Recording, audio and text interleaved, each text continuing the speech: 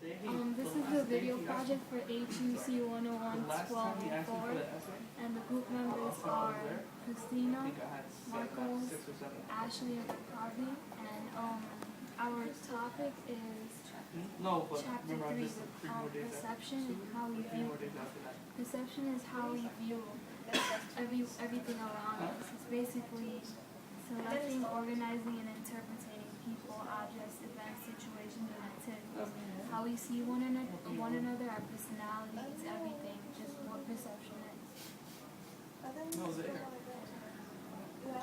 Stereotypes are a part of perception. A stereotype is a predictive generalization about a person or a situation.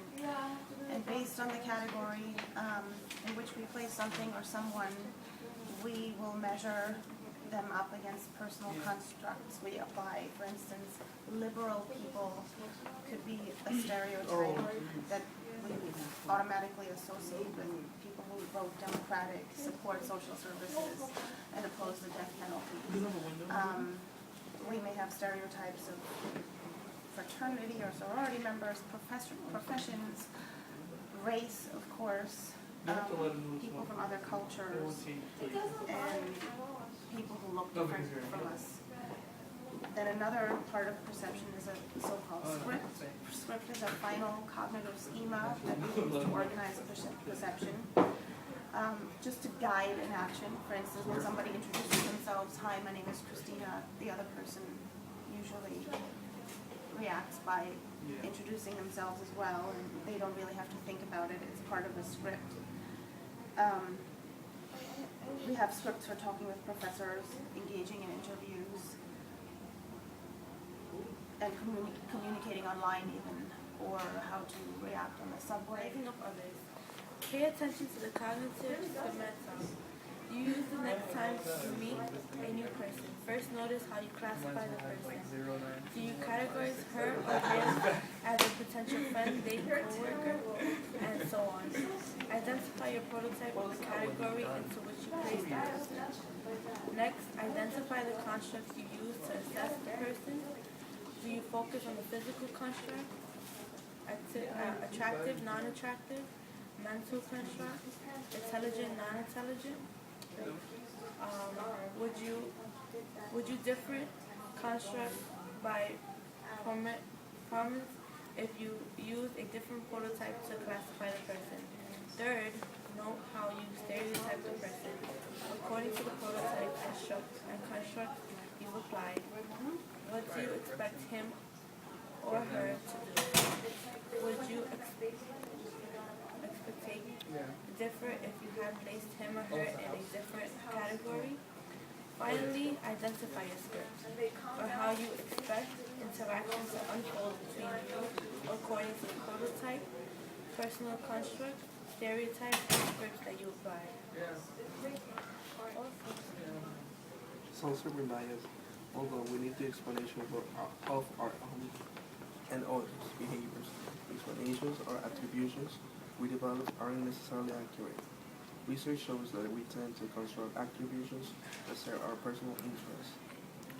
This phenomenon is known as the self-serving bias. Thus, we are inclining to attribute our positive actions and our success to internal and stable factors.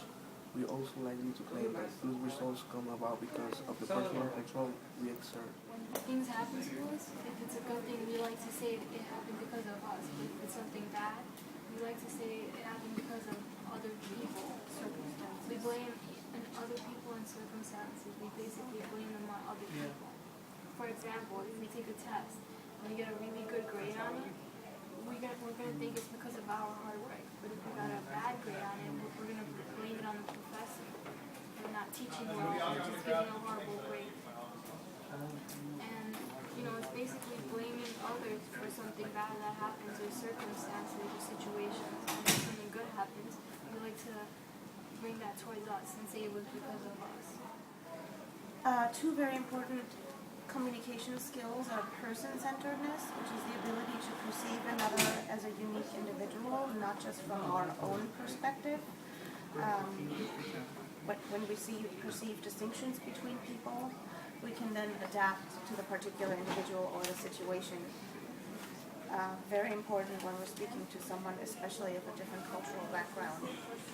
Another really important component of effective communication is empathy.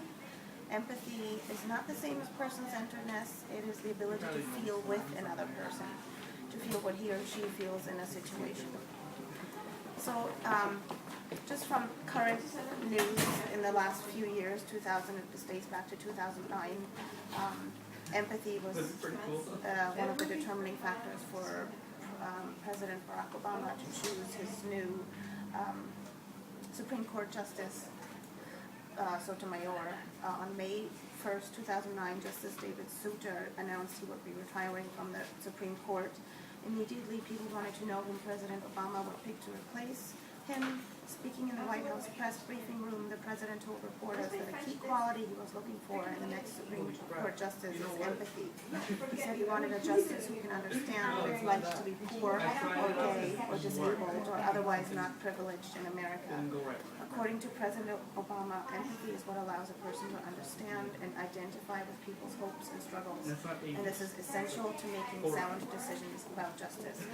Which is why he chose the Supreme Court Justice from the Bronx, a woman of Latin descent, because he felt that she would be best suited to a job that requires a lot of empathy, especially dealing with underprivileged populations.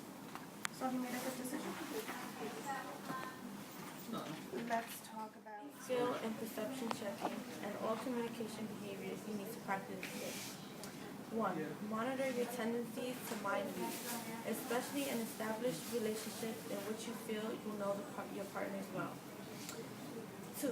The next time you catch yourself mind reading, stop. Instead, tell the other person what you are noticing and invite her or him to explain how he or she perceives what's happening. First, find out whether your partner agrees with what you have noticed. Second, if you agree, find out how your partner interprets and evaluates that it is happening, or what is happening. 3, engage in perception checking for 2 or 3 days so that you have lots of chances to see what happens. When you've done that, reflect on the number of times your mind reading was inaccurate. 4, think about how your perception checking affected interaction with your friends and romantic partners. Distinguishing facts from experience and judgment. Each of the following are factual statements. 1. There are 50 states in the United States. 2. People from small towns are friendly. 3. Actors are statistical. 4. German subverts tend to suffer from dysplasia. 5. Students who come to school late are disrespectful. 6. Acid rain can destroy trees. 7. College students take jobs to earn money from dating and clothes. 8. Older students are in career oriented. 9. You guys might be able to be taking in that room. Everyone made a total score of 680 on SAT. 10. Elderly who will not do well in college. Statement 1, 4, and 6, and 9 are facts. Statement 2, 3, 5, 7, 8, and 10 are inferences. To sum up Chapter 3, which was on communication processes and skills, we've learned that perception is a multifaceted process. And there's 4 important aspects of perception. One of them is because everybody is a unique person, we have to realize that we perceive differently and we have to avoid mind reading. And in this, we discussed the importance of checking perceptions, which involves stating how we perceive something and asking how another person perceives it. So basically, how you perceive something is not how someone else would, so you have to consider their point of view. Their guideline is to distinguish facts from inferences on our perceptions and the symbols we use to label them. Monitoring self-serving bias helps us perceive ourselves more accurately. We need to know when we are making factual descriptions and when we are making inferences that we should check.